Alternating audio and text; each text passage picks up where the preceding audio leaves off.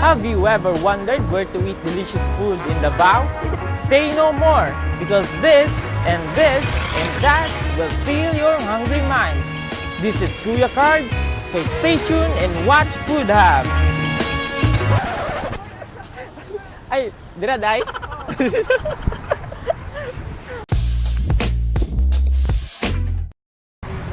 So now we're going to our first food destination, and let's find out.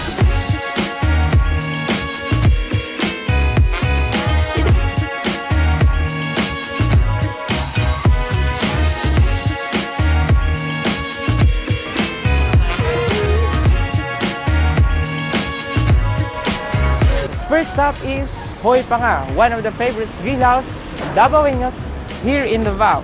So let's go inside.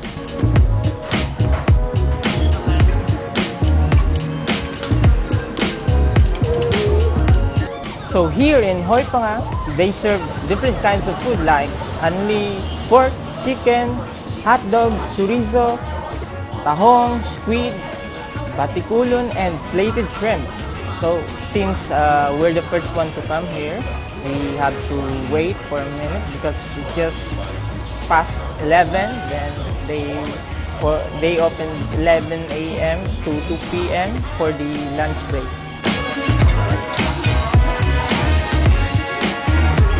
So right now we're going to pick the food that we will grill, and since it's our first time here, we're going to try all of them.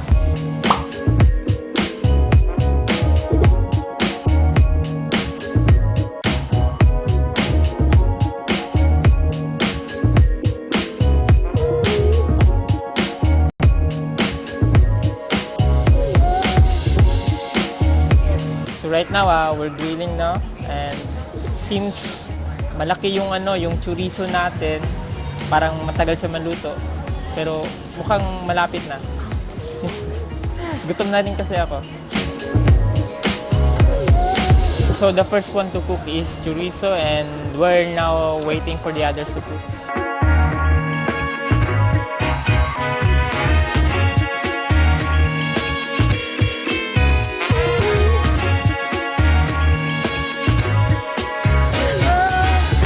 So now it's all cooked and I'm ready to eat.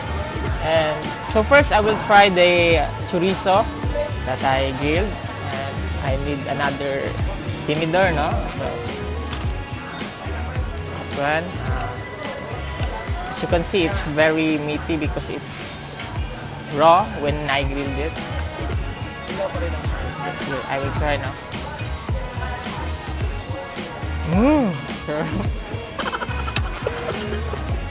Okay. So masarap siya. So next, I'll try the hot dog.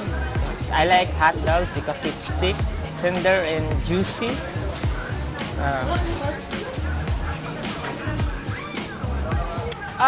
Sarap. Sarap. Sarap. Sarap. Sarap. Sarap.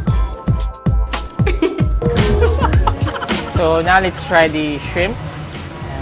The shrimp is medium rare because it's not nearly cooked, and I think it's raw. So we'll pick another one. Okay, there you go. So I think it's fine to eat the shells now because it's raw naman. Then we'll try now.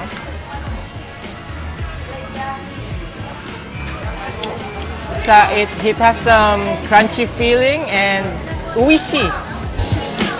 So I'm gonna try the meat. To savor its flavor, you have to dip it in the sauce like this.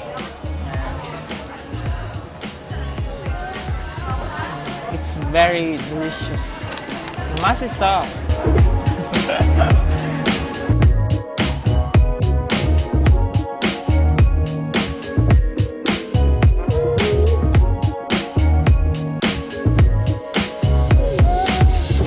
So guys, we just finished it all, and as you can see, and here's for the last bite. Pagaw kayo.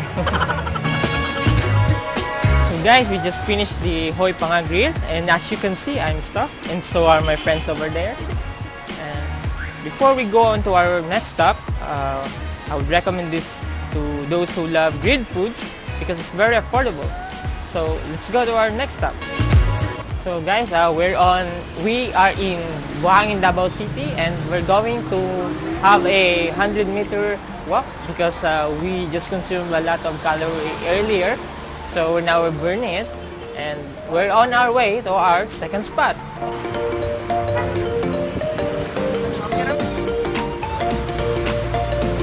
So guys, we just walked 3 kilometers so far, and I think we have to walk more because I think we are very far away.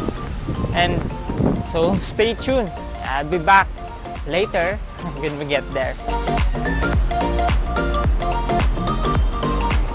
So now we just arrived in our next stop, and that's Ice Giants, and let's go inside.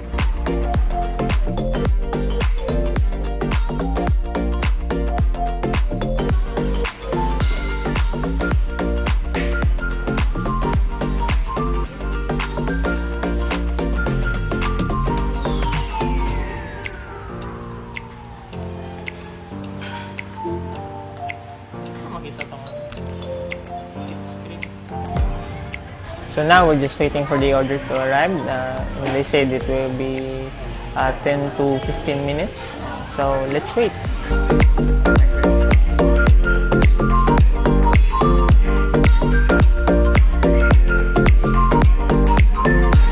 So the first one that arrived is the banana split, which cost 188 and 188. Yes, it's 188.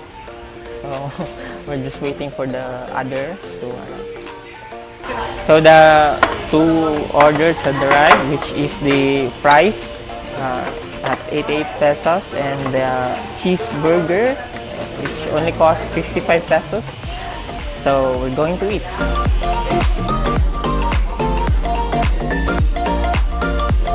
So I'm gonna try first the banana split, chocolate banana split.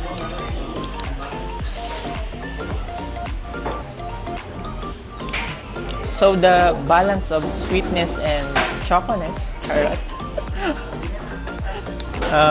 it's very sweet.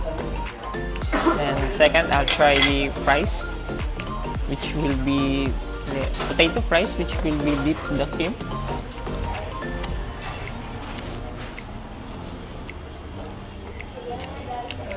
Sure up.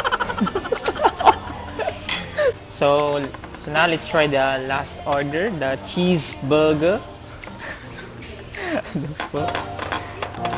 So ganito ni guys.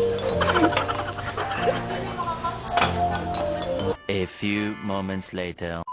Okay, so we had managed to put them apart. Sana all nag-put apart.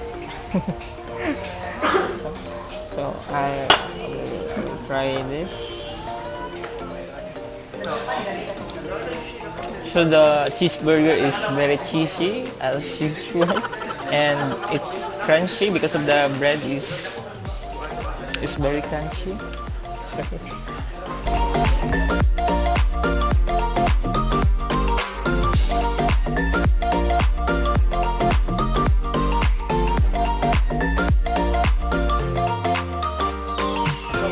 So now we just finished eating all of this, and that's all we can afford for today since our allowance not yet released.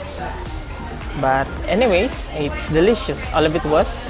But my favorite is the banana split because it's creamy and I love the taste of banana and also the cherry on top, especially the vanilla chocolate ice cream.